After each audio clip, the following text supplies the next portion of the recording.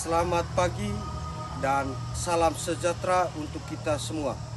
Yang terhormat dosen penguji UKIN, perkenalkan nama saya Agustinus Ndaseran, guru pendidikan agama Katolik SDI Kubu, Desa Nenu, Kecamatan Cibal, Kabupaten Manggarai, sekaligus mahasiswa PPG Batch 3 tahun 2024-2025 pada LPTK Sekolah Tinggi Katolik Santo Yakobus Merauke dengan nomor induk 258690500105. Pada hari ini tanggal 9 Oktober 2025 saya akan melaksanakan ujian kinerja mata pelajaran Pendidikan Agama Katolik dan Budi Pekerti kelas 6 semester ganjil dengan materi hak dan kewajiban warga negara Indonesia.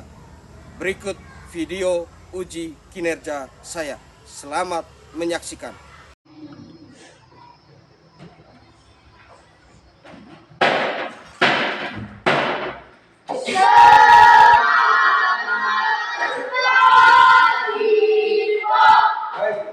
Selamat pagi anak-anak. Pagi, Semangat pagi. selalu semangat pagi, salam satu hati, yes, yes, yes. Apa kabar hari ini anak-anak? Baik.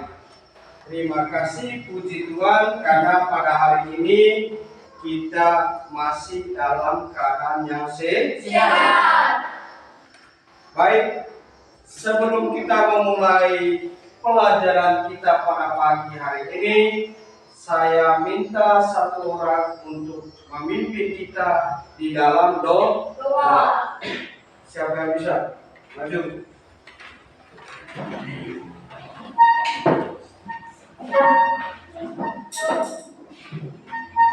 Marilah kita menyiapkan hati yang pantas untuk menghadap Tuhan di dalam doa. Amin. Sama-sama Bapa kami, Bapa kami yang ada di surga, dimuliakanlah namamu, datanglah kerajaanmu, jadilah kehendak-Mu di atas bumi seperti di dalam surga.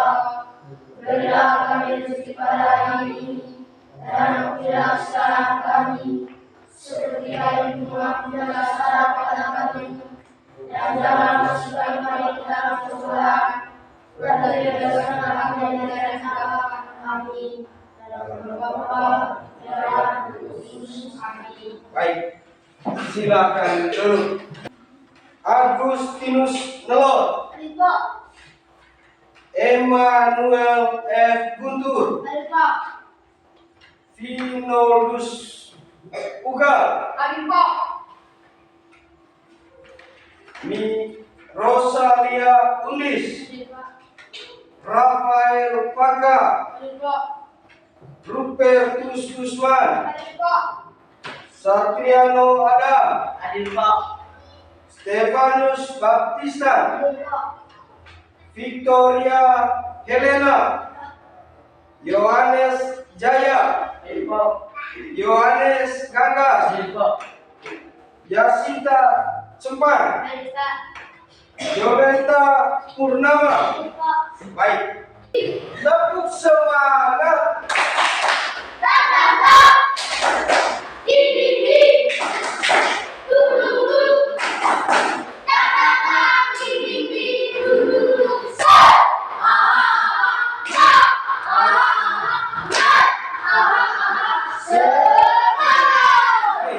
Kita harus semangat.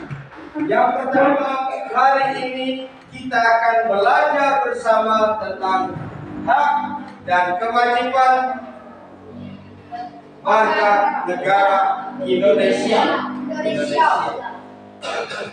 Lalu tujuan dari pembelajaran kita pada hari ini yaitu supaya peserta didik memahami hak dan kewajiban warga negara Indonesia sebagai perwujudan rasa bangga atas negara. Ini adalah tujuan dari pelajaran kita pada hari ini.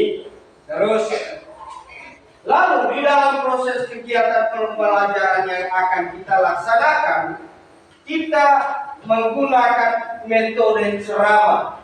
Metode ceramah ini ada diskusi kelompok. Oke. Terus,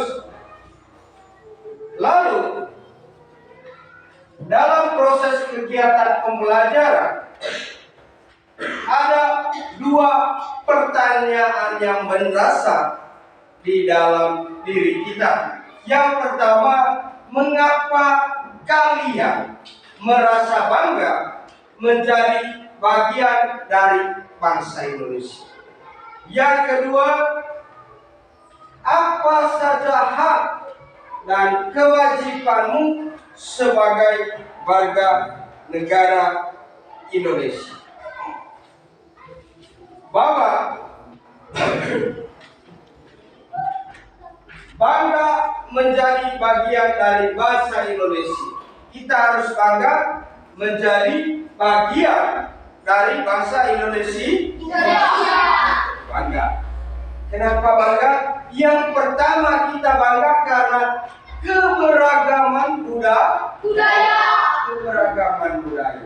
Keberagaman budaya itu seperti apa? Bahwa Indonesia adalah negara dengan keberagaman budaya, suku, bahasa, dan agama yang sangat kaya. Kebanggaan muncul dari kemampuan untuk hidup berdampingan dalam harmoni meskipun berbeda-beda. Itu yang pertama. Lalu bangga menjadi bagian dari bangsa Indonesia. Yang kedua adalah karena kita mempunyai sumber daya alam. Kita bangga menjadi bangsa Indonesia karena mempunyai sumber daya alam. Sumber daya alamnya seperti apa? Bahwa Indonesia ini memiliki kekayaan alam yang melimpah. Terus dari sumber memakai. Lalu kebanggaan muncul dari potensi besar yang memiliki negara untuk kesejahteraan kita sebagai rakyat. Lalu bangga menjadi bangsa Indonesia dari bagian dari gotong royong. Kita harus bangga menjadi bagian dari bangsa Indonesia karena kita memiliki gotong royong. Apa itu gotong royong? Yaitu masyarakat Indonesia. Dia dikenal dengan semangat gotong royong atau kerjasama dalam menyelesaikan masalah lalu mencapai tujuan bersama, sehingga kebanggaan muncul dari nilai-nilai sosial yang kuat dan solidaritas. Itu adalah bangga menjadi bagian dari bangsa Indonesia. Lalu, apa hak kita sebagai warga negara Indonesia? Kita mempunyai hak sebagai warga negara Indonesia. Hak yang pertama adalah hak yang sama di hadapan hukum dan pemerintah. Ini adalah hak pertama yang kita miliki sebagai bangsa Indonesia. Hak pertama kita adalah hak di mata hukum dan pemerintah, yaitu bahwa setiap warga negara yang memiliki kedudukan yang sama di dalam hukum dan pemerintah serta wajib menjunjung hukum dan pemerintahan tersebut. Itu adalah hak pertama kita sebagai warga negara Indonesia. Hak yang sama di hadapan hukum dan pemerintah. Terus yang kedua, hak atas pekerjaan dan penghidupan yang layak. Ini adalah hak kita sebagai warga negara Indonesia. Hak kedua adalah hak atas pekerjaan dan penghidupan yang layak. Bahwa warga negara, kita sebagai warga negara berhak atas pekerjaan dan penghidupan yang layak bagi kehidupan kita sebagai manusia. Kita di Indonesia harus hidupnya layak. Itu hak yang kedua. Terus hak kita sebagai warga negara Indonesia adalah hak yang ketiga. Hak yang ketiga di sini bahwa hak untuk mendapatkan pendidikan. Hak untuk mendapat apa? Pendidikan. Bahwa setiap warga negara yang tinggal di Indonesia ini, dia berhak untuk mendapatkan pendidikan. Mempunyai hak untuk mendapatkan pendidikan. Lalu hak kita sebagai warga negara Indonesia yang keempat adalah hak untuk memeluk agama dan beribadah.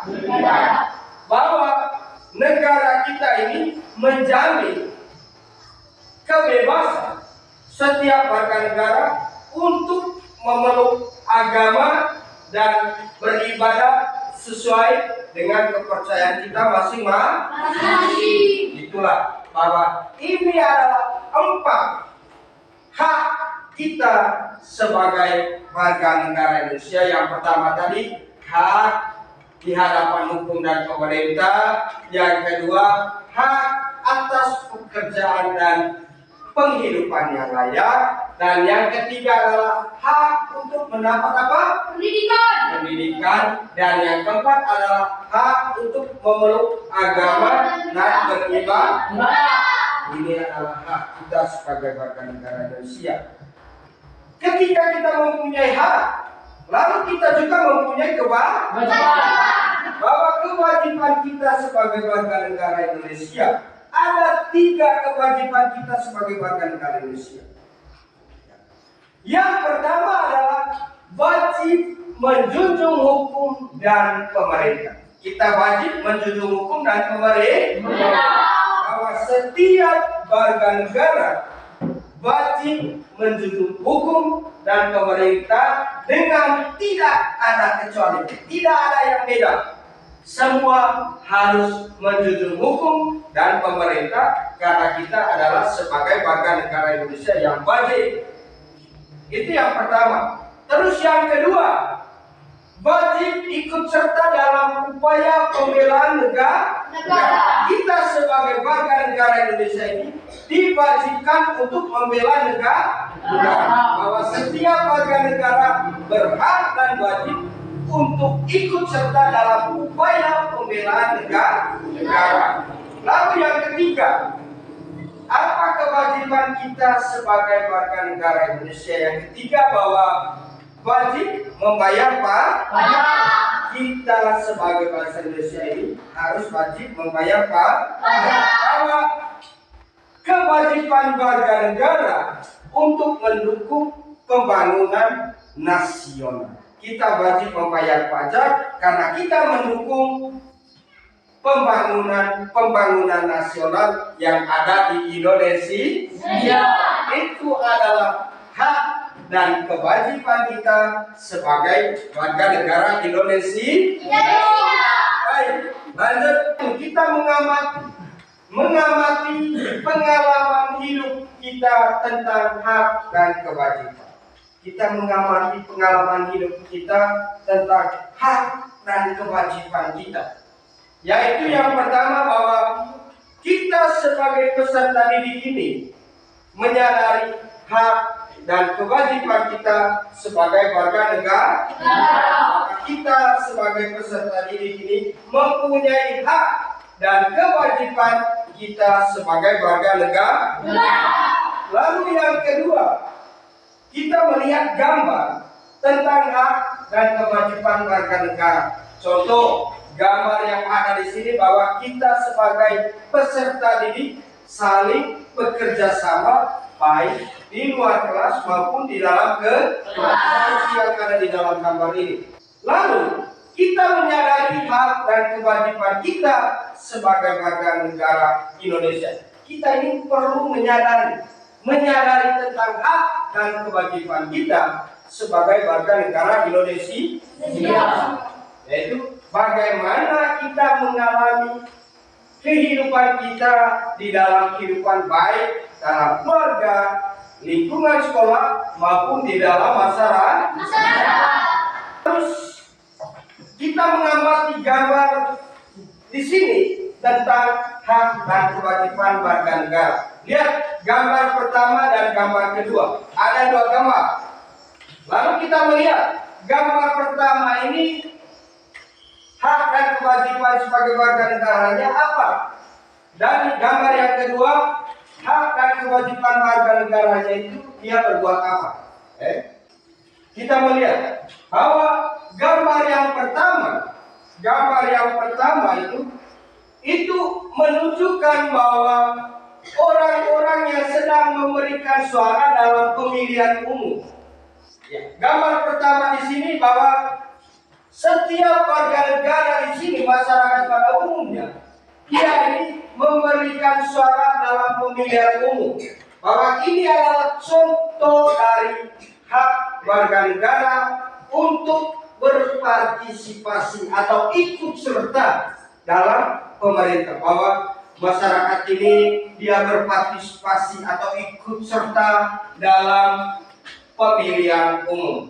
Contoh, saat pemilihan kepala desa, orang tua, kakak, adik, oma kita pergi semua ke desa, ke kantor desa untuk pemungutan suara pemilihan kepala desa. Itu adalah gambar bahwa kita memberi suara adalah contoh hak warga negara untuk berpartisipasi dalam pemerintah. Itu yang pertama, gambar yang pertama. Lalu gambar kedua di sini menunjukkan bahwa anak-anak sekolah yang sedang berjalan kaki ke sekolah. Anak-anak ini, mereka ini berjalan kaki dari rumah ke sekolah. Dari rumah ke sekolah, mereka jalan kaki. Ini adalah contoh kewajiban warga negara untuk mengikuti pendidikan. Yang kedua tadi, gambar kedua bahwa kewajiban kita warga negara untuk mengikuti pendidikan. Gambar 1, 2 sudah paham? Sudah paham? Oke, kita lanjut. Sekarang kita ada diskusi kelompok.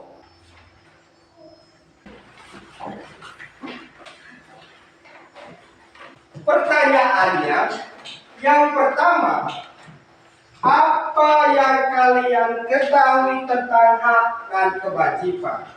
Yang kedua, ceritakan secara singkat tentang hak dan kewajiban berdasarkan gambar-gambar di atas tadi. Yang kita lihat tadi ada yang masyarakat yang ke kantor desa untuk pemilihan umum. Terus yang kedua tadi ada gambar anak sekolah jalan kaki pergi ke sekolah. Lalu yang ketiga di sini bahwa sebutkan dan jelaskan 4 hak sebagai warga negara. Lalu yang keempat, mengapa kita perlu melaksanakan kewajiban kita? Ya, kelompok 1.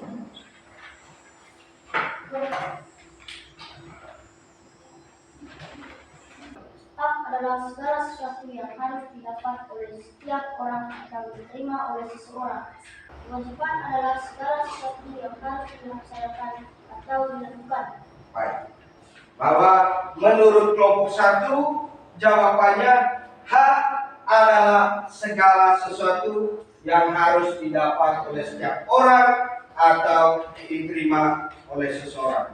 Lalu kelompok 1 juga menjawab apa yang masuk kewajiban, bahwa kewajiban itu adalah segala sesuatu yang harus dilaksanakan atau dilakukan. Terima kasih kepada kelompok 1 yang sudah menjawab pertanyaan pertama. Baik, kelompok 2 silakan maju. Hak untuk hidup setiap warga negara mendapat hak untuk hidup layak. Ya. Terus. Kewajiban membayar uang sekolah dan negara. Terima kasih kepada kelompok 2. Kelompok 3.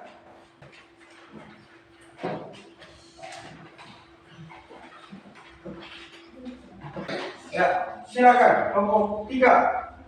Kewajiban adalah menyertai hukum, peraturan, dan pelanggaran. Kewajiban juga membayar uang pendidikan. Kewajiban membela negara. Baik, oke, terima kasih untuk kelompok 3. Lalu kita membuka kitab suci. Di situ Yesus membayar pajak baik Allah. Ada di dalam Matius bab 17 ayat 24 sampai 27. Di ayat 24 di situ dikatakan bahwa ketika Yesus dan murid-muridnya tiba di Kapernaum, datanglah pemungut bea baik Allah kepada Petrus dan berkata, apakah gurumu tidak membayar bea 2 dirham itu? Lalu di ayat 25, jawabnya, memang membayar. Dan ketika Petrus masuk rumah, Yesus mendahulunya dengan pertanyaan, apakah pendapatmu Simon?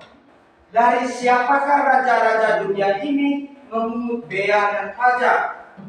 Dari rakyatnya atau dari orang asing? Lalu di ayat 26 jawab Petrus, dari orang asing. Maka kata Yesus kepadanya, jadi bebaslah rakyatnya. Lalu di ayat 27, tetapi supaya jangan kita menjadi batu sandungan bagi mereka, pergilah memancing ke danau, dan ikan pertama yang kamu pancing, tangkap dan bukalah mulutnya. Maka engkau akan menemukan mata uang 4 dirham di dalamnya. Ambillah itu dan bayarkanlah kepada mereka bagiku dan bagimu juga. Lalu ada juga di dalam kitab suci Matius bab 22 ayat 15 sampai 22. Di situ diceritakan tentang membayar pajak kepada kaisar. Ayat 15 di situ katakan bahwa kemudian pergilah orang-orang Farisi. Mereka berunding bagaimana mereka dapat menjerat Yesus dengan suatu pertanyaan.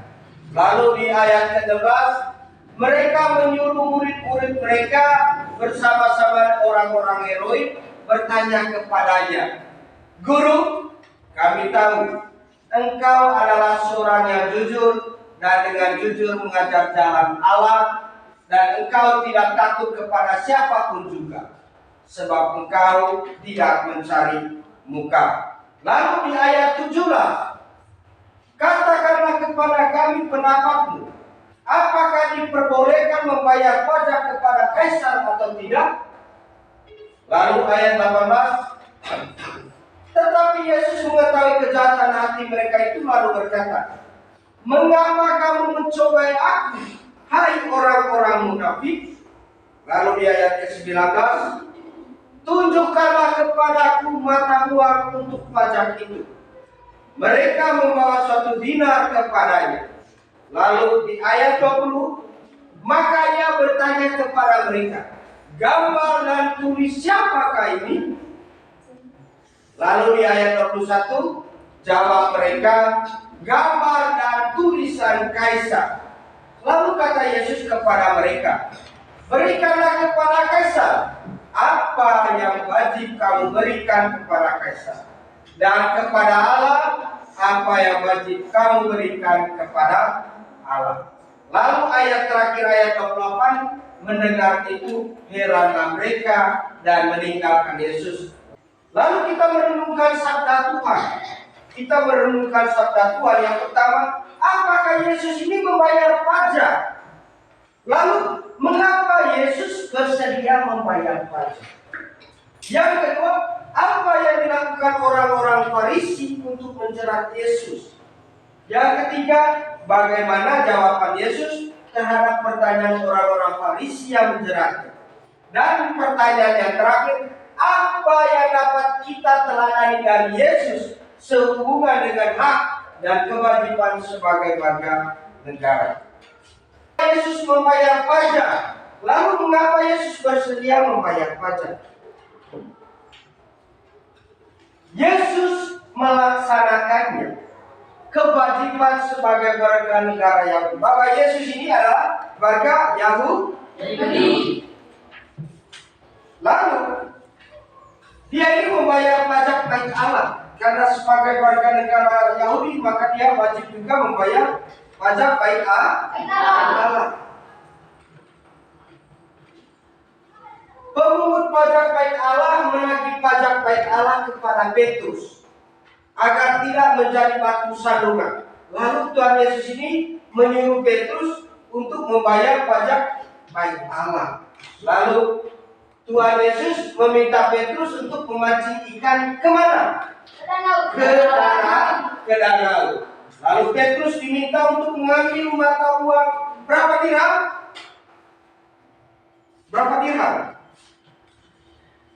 Yesus mengambil 4 dirham dari mulut ikan pertama yang dipancingnya. Mata uang 4 dirham itu untuk membayar pajak Yesus dan Petrus. Ini adalah yang pertama bayar. Yesus juga membayar pajak bait Allah. Yang kedua bahwa orang-orang Farisi ini berunding untuk menjerat Yesus dengan pertanyaan. Mereka menyuruh murid-murid Yesus dan orang-orang Heroi untuk bertanya kepada Yesus, apakah boleh membayar pajak kepada Kaisar? Orang-orang itu membawa 1 dinar kepada Yesus. Yesus membayar pajak kepada Kaisar. Orang-orang itu membawa 1 dinar kepada Yesus. Yesus menyanyikan gambar dan tulisan yang ada pada mata uang itu. Mereka mengatakan gambar dan tulisan Kaisar. Jawab Yesus, pada saat ditanya, apakah bangsa Yahudi harus membayar pajak kepada Kaisar? Berilah kepada Kaisar apa yang menjadi hak Kaisar, kepada Allah apa yang menjadi hak Allah. Lalu Yesus juga hadir sebagai warga negara yang baik. Yesus lahir sebagai warga negara Yahudi, sebagai warga negara yang baik. Yesus melaksanakannya kewajiban. Lalu kata-kata Yesus bahwa berikan kepada Kaisar apa yang menjadi hak Kaisar dan berikan kepada Allah apa yang menjadi hak Allah. Bahwa patut kita teladani.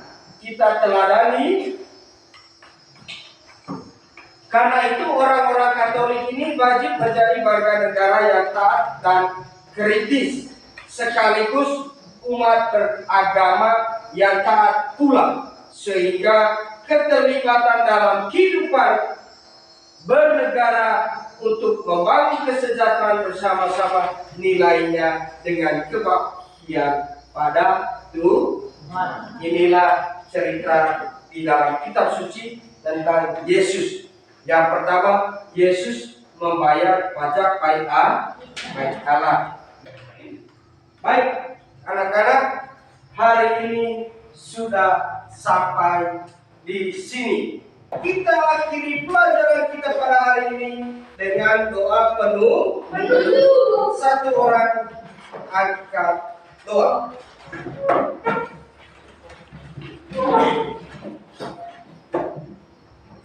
Marilah kita kepada Tuhan di dalam doa. Bersama Tuhan, Tuhan yang marahi. Aku bisa baca surat-suratku, selamatkan doaku, terasa pakai dengan kau, yang menandakan bagiku. Aku bisa berdoa dan menjadi berdoa rahmatmu. Tidak perbaiki yang kata dosa lagi. Ya Tuhan, kasihlah orang selesai ini. Bapa, Putra, dan Kudus. Amin.